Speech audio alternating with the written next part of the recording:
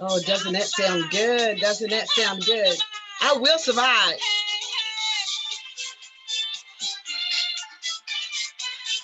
Get another minute with that. Good afternoon, everyone. Good afternoon. Good afternoon. Nice sunny day. We're happy to be with you. Sing, Gloria, sing. I'm coming. Wait a minute. I'm coming.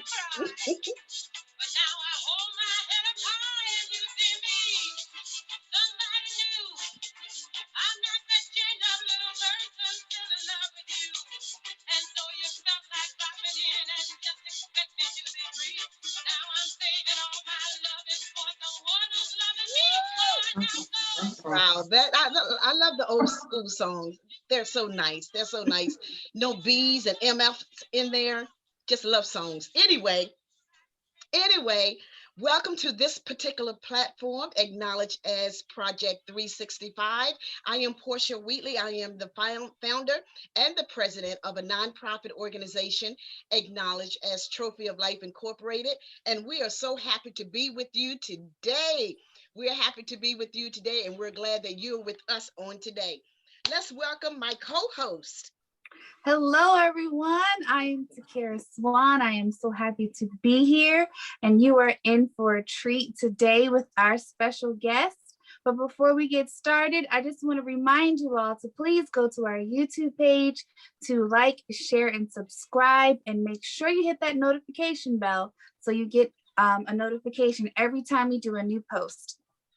I tell you what, we definitely need you to do that because you become a part of our team to take this message of hope, encouragement, and inspiration all around the world. So we're grateful.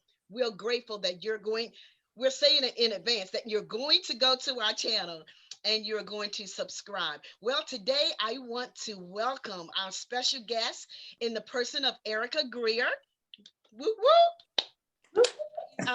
It's amazing how the topics that we bring to you, God always gives me an individual who will share that topic with experience.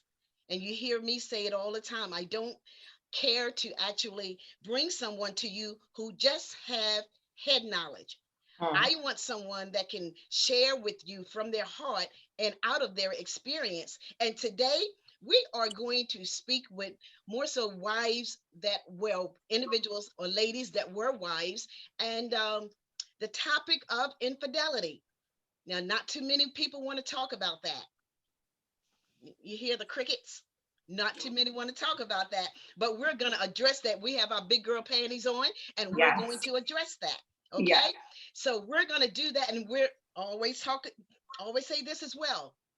We're not doing shade. We're not doing intimidation. We're not doing any of that. We just want to empower the women, empower those women. And today we hear from the woman. Another day we'll hear from a man. And I just say, don't come from me what you might hear today. So it's our opinion. We love you. We love the ladies. We love the men. But today we're going to share with women today. All right. Let's give it up for Erica Grier. Welcome, Erica. Thank you so much, Portia. I am just honored to share your platform. As I always say, have a seat at your table, and I'm grateful. This topic could not have come at a better time. It seems like, and I don't usually keep up with pop culture and what's going on. I try not to be consumed by what's going on in the world. I got enough going on in my personal world.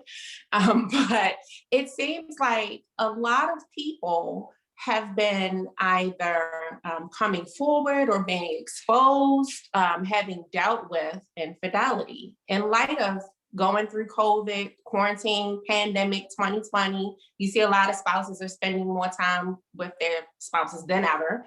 And that creates, just a tough spot. So for me, my story goes way back years. My husband and I am still married.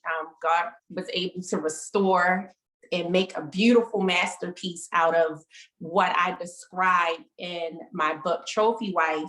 the mess and the rubble from all of the just catastrophic damage that infidelity did for us. And so I'm happy to say that God did restore our marriage. And now I just find myself speaking from, like you said, a genuine, healed, authentic place from my experience to many, many women. Some men as well do experience it through their wives. Wives, cheat too, and we don't talk about that often. But I do like to constantly shed light on that healed place, because that's important. And I do love to encourage everyone. For me, it was infidelity. It could be alcoholism, it could be drug abuse, it could be gambling, it could be anything. I think that when we are introduced to something in our lives that are meant to hurt us, we know Satan comes to kill, steal, and destroy, any of those things. We have to just process that pain and be honest about our feelings. That's what I had to do. That was probably the hardest thing for me, to actually sit in the feelings of what it felt, a range from anger to hurt to bitterness at some point to embarrassment. There was confusion.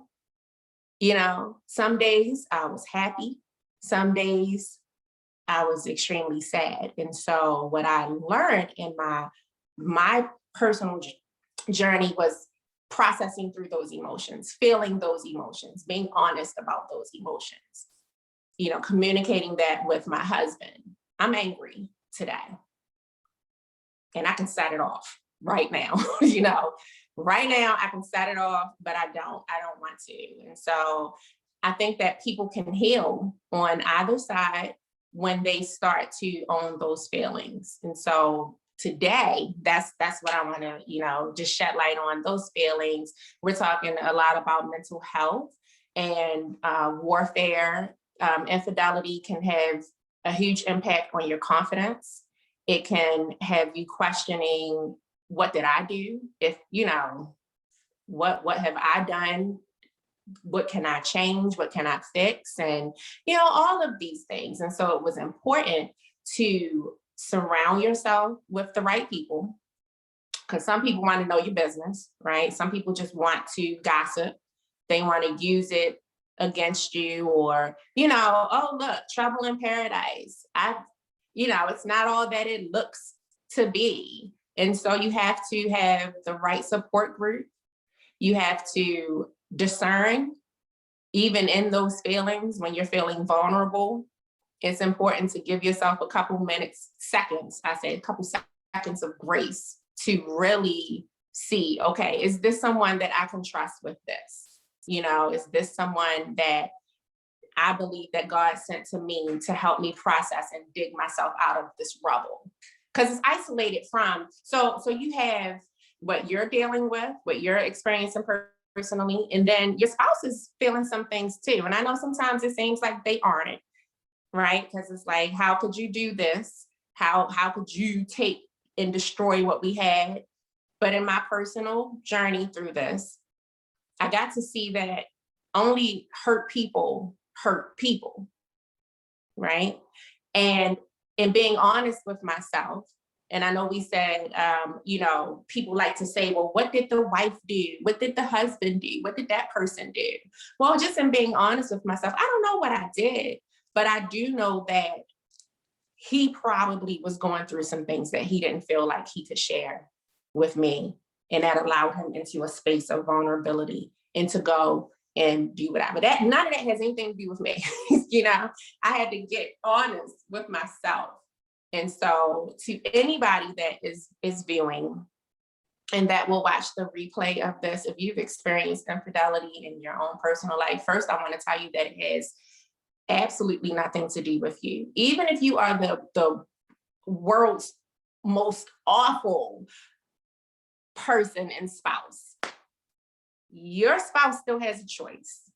And that door works both ways. It opens and it shuts. And at the end of the day, You are responsible for your happiness. Your spouse is responsible for their own happiness. Together, we are contributors to one another's happiness. So if I am at a place where I'm not satisfied and I don't feel like I am getting everything out of my marriage that isn't fruitful, if I choose to go and step outside of my marriage with someone, my husband, I'm responsible for that. That has nothing to do with them. So if you're watching this and you have experienced that for yourself, I empathize with you. I want to encourage you that there is nothing, absolutely nothing that God allows that will hurt you. It will always work out for your good. You must turn and face him and say, God, I don't know what to do with this. Be honest about your feelings. I don't know how I'm going to get through this, but if you're going through hell, which is what I feel like, why would you stop there? You have to keep going through and get to the other side. And so have your support system, a genuine support system, discern and pray who those people are, and they'll show up. Forgiveness. Oh my God, forgiveness is such a huge factor to your healing and your wellness. You cannot walk around with the weight of, well, if I forgive them, then I'm letting them off the hook. Again, keep in mind, that has nothing to do with you. I realized that it had nothing to do with me. Me walking around feeling this type of way toward my husband, I had to let that go. And I told God, I said, you know what? I'm going to forgive him and I'm going to turn him over to you and you're going to deal with him however you see fit. But right now, I'm going to deal with what's in front of me. Because I have businesses inside of me. I have dreams inside of me. I have goals inside of me. I have all of this stuff. I refuse to let something come and take all of that away from me. And so while I push through, I want to encourage you to push through. You will get through this. In the marvelous words of the beautiful Gloria Gaynor, you will survive. You will survive. And then when you survive, you come out shining and free and glowing. And there's just this aura about you. You won't look like what you've been through. People will say, didn't he? Didn't they? Wasn't they? Yeah, was, then, did, happen. Not there anymore. I don't live there anymore. You can feel the feelings, just don't unpack. That's what one of my girlfriends said. She said, Erica, you can feel it, just don't unpack, don't put up curtains, don't move your furniture, and don't live there, right? And so push. It's so worth it. It is so worth it. I want to inspire you. It is, if it has come to your door, you decide what you do with it. And then give it over to God and allow him to do everything. He will blow your mind. I promise you. It has been writing my book. I never ever thought that I would write a book. I never had any thought about being an author or any of that sort. And without sharing too much about it, Trophy Wife. Trophy Wife is what I titled it because that's something that a lot of people like to try to dish you with. You're a cat woman, you're a trophy wife, as if you don't deserve to be treated and loved and cared for, right? We all deserve that. And so God empowered me to take what was once used to put women down, to make women feel inferior, less than, and undeserving, take that and then redefine it. And so to me, Trophy Wife is a woman, a wife who is at her highest. She's the highest value beyond the gift of grace and mercy that God gives us to her husband in the natural, tangible world.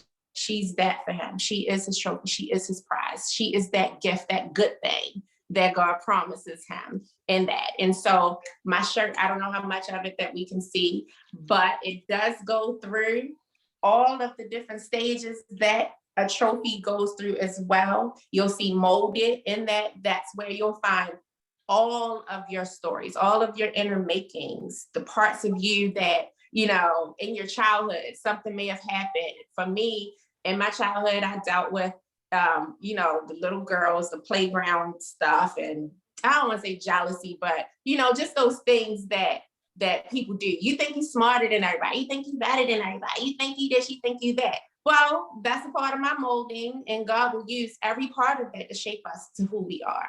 And then refining, that's that process that you might find yourself going through, that this hurts. There are some things about me that I don't like. Okay, infidelity revealed to me that I made my husband and my marriage an idol, that I put him on this pedestal.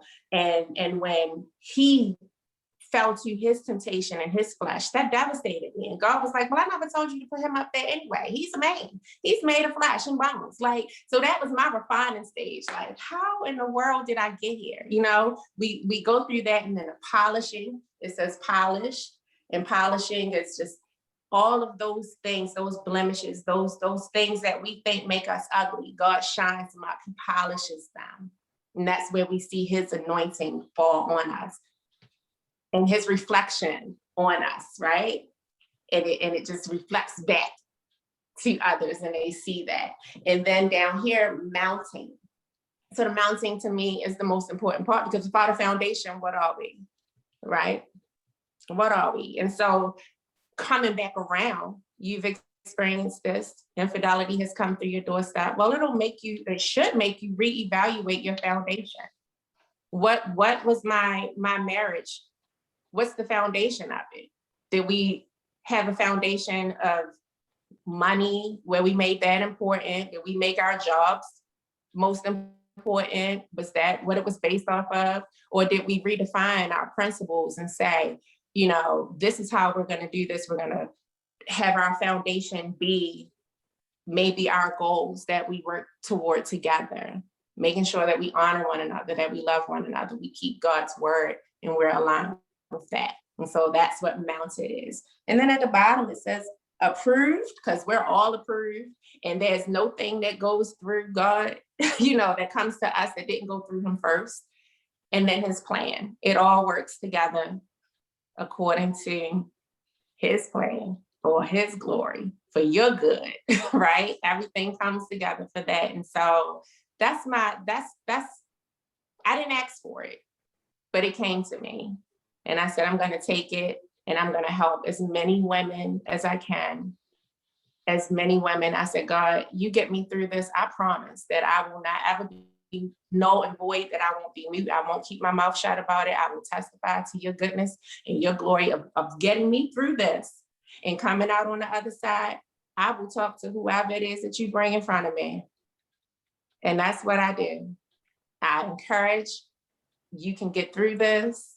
You can get through this. You will get through this. You will see the other side, and then you'll see how God allows that to work for your good. Yeah.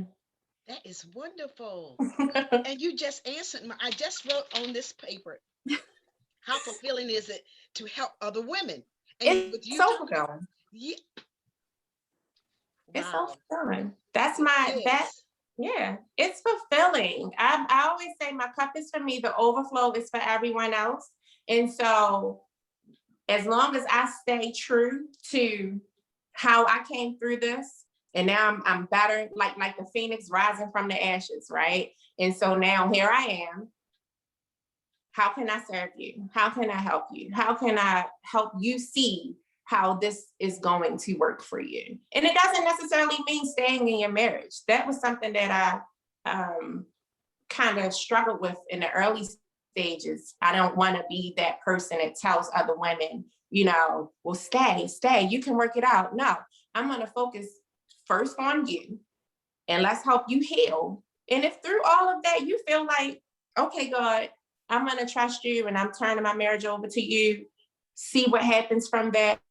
I believe in restoration, no matter what that looks like. Restoration could look like, well, you know what? No, this is it, and I can't go back to that, but I want to go forward to this refined me, this renewed me, this restored me without your spouse. You know, I just feel like for women in particular, society has trained us that, you know, in order to be a good wife, you got to keep everything together, hold it together, keep it this, you know, like we're responsible for a grown adult man. Like I'm not responsible for my husband. He's not a child, you know, he can make his own decisions. And so I love to be in that space with women. Like, how can I help you heal? How can we get through to that? And So once you get through that healing phase, oh my God, it's like so empowering. Mhm. And my Archbishop always says, for every going through, there is a coming out. There's a coming out. There is a coming out. So Yeah. I'm very grateful. I'm very grateful for your story, to be able to share it so transparently. I'm like, oh yes. It's kind of like no, you don't get all the facts. Let me tell it. Let me tell. You missed this part. Mm-hmm. It's yours for a reason. It's yours. I can't tell it better than you can because I didn't walk through it. You might have seen a rendition of it, I'm going to tell my own story. I'm going to turn these lemons into a lemonade stand. It's going to be profitable. I did not go through any of this just to go through it. It has to be something waiting for me on the other side. And so, yeah, God said, tell the story. Tell the story. Tell your story. Through my process, I journal a lot. I have stacks of books just everywhere.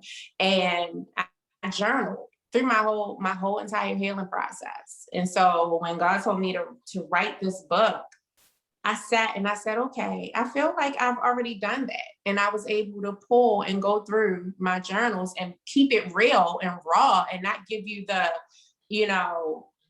it's not filled with juicy gossip, but I'm honest. I'm honest about my process, that healing process. And I think that with authenticity, like we can prop it up and put a product together and, make it look good and slap price tag on it and sell it, and people will come to it and they'll eat it, but they won't be fulfilled because it's no substance. It's just, processed foods, right? So with this, it's just all in the honesty. And I just exactly. So do you feel that one, not necessarily it is the whole picture, but one of the points is you have to be able to address you, not hint around, well, if and a but if you can really address what's going on within you, though someone else did something. How do you think that's a good point in a sense of? That's the perfect point. That's the best point. Look at yourself. Look at yourself. So you've gone through this. It was an awful thing. Shame on them for bringing this. Shame on you for going out and dealing with someone else. Shame on you. Shame on you for taking what was for us and you shared it with someone else. Okay. Now that I've said all of that, now that I know that to be a fact, okay, Erica, what about you? Were you present? Did you hear him? Did you give him, and this isn't placing blame on me, it's taking accountability, because no one can make someone else do something, right? Like I can't make my spouse go out and cheat on me. He chose to do that. However, I could contribute to the unraveling of my marriage long before he even went out and did what he did. So I had to look at myself. I had to follow what another one of my close sisters said, the breadcrumbs. Follow the breadcrumbs, because somewhere along the way, you lost your way from home. Home being who you really are. And now I'm caught up in, again, being a wife, being a mother, making sure that home is, tidy. They don't care about that. And they don't care about that. They want who did you fall in love with? Where's that girl with those dreams? Where's that girl with that ambition? Where is she? I appreciate you for making sure that I'm fed and making sure that our kids are, together. But where is that? And so part of that healing, you absolutely, you get back to you, but a better refined you, because now you have this experience that you can speak from and walk in.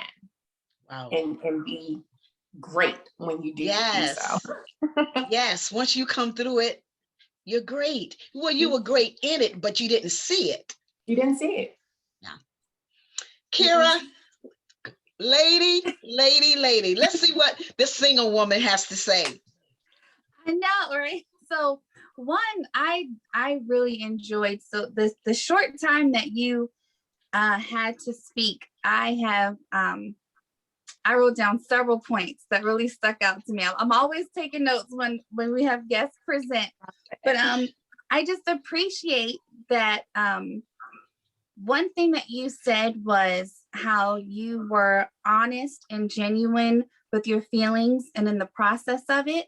I've noticed, like she said, I'm not yet married, but I've noticed when infidelity happens in marriages, books, friends, people are always focusing on you don't need them, girl, you're fine, or, we got you and you're strong, but no one really focuses on, it's okay to feel those dark, painful moments, to be sad, to be bitter, to be angry, and then still, rebuild yourself back up on the inside.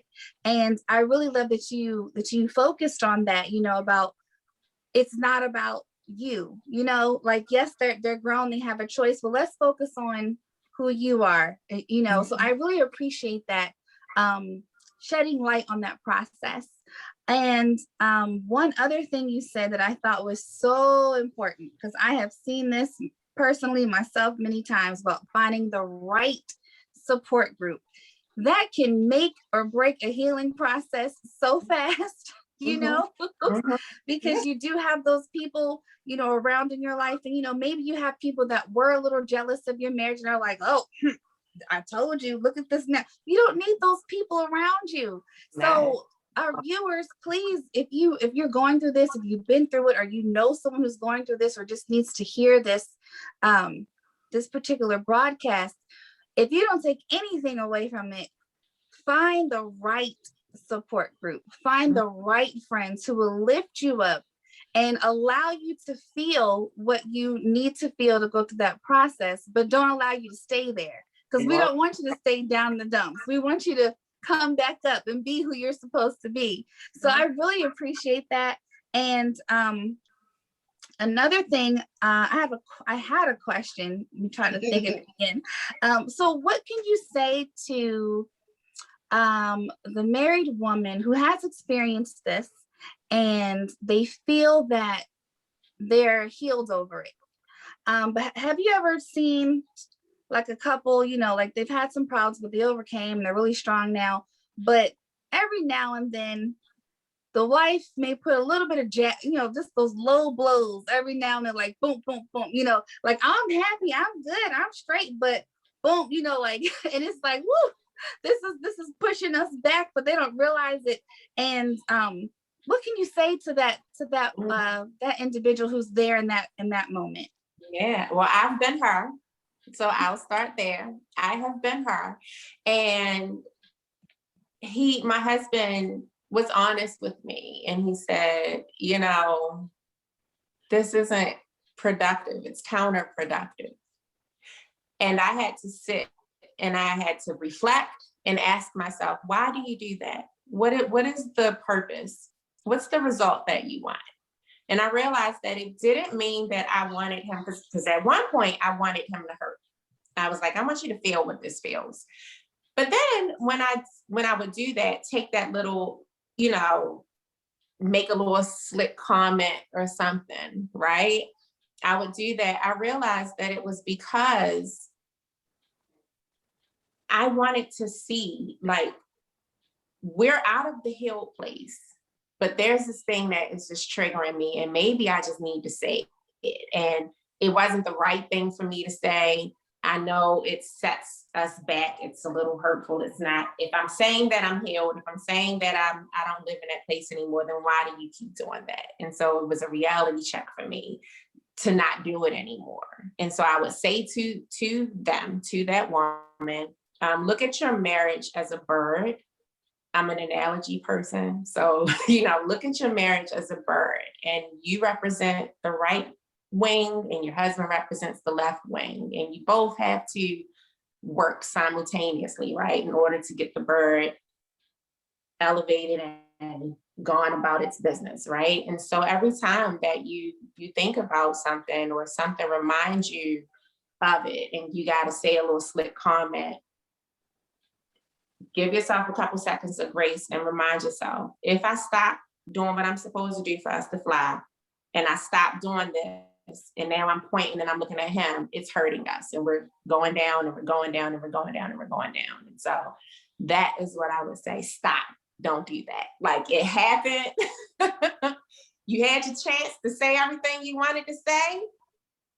Call up one of your girlfriends or somebody and give it to them, but don't give it to your spouse. Or if you have to get it out, just write it down somewhere, but don't give it to them. Like, don't give it to them. They don't need to be reminded. They lived it. You know, they lived it. They did it. They know what they know. They don't need to be reminded. So that's what I would say. Well, I thank you for the answer, and I'm sure that will help many, many people who listen to this in the future. And I just want to say to our listeners, our viewers, please support and pick up her book. She has some great gems in there that you can use for yourself and share to your friends. And I just want to thank you for coming to our broadcast and being so open and honest and genuine and authentic. So I appreciate you. You're beautiful. I can tell, you know, the joy, the beauty is radiating inside and out. So I love it. Great, great. So one more time, show us your book. My book, Trophy Wife. There you go. There, by Erica Grier. Yes. As Takira has said, thank you so very much for joining us. And we are so, we believe that this message of hope, encouragement, and inspiration on the topic of infidelity will and has helped many people, many women. And even when men do this, I've seen a few men on the in the comment section or you know, on the screen. So I know without a doubt, because God wouldn't have us to bring you here Amen. and share this if it were not going to help someone. Amen. So thank you, thank you, thank you. And thank you, Andrea Hamilton, for connecting us. Thank you. Shout out to Andrea. Shout out. We appreciate it. So on that note, we're going to leave you for today, but just know for a fact, we will be back tomorrow. God bless and see you later. Bye.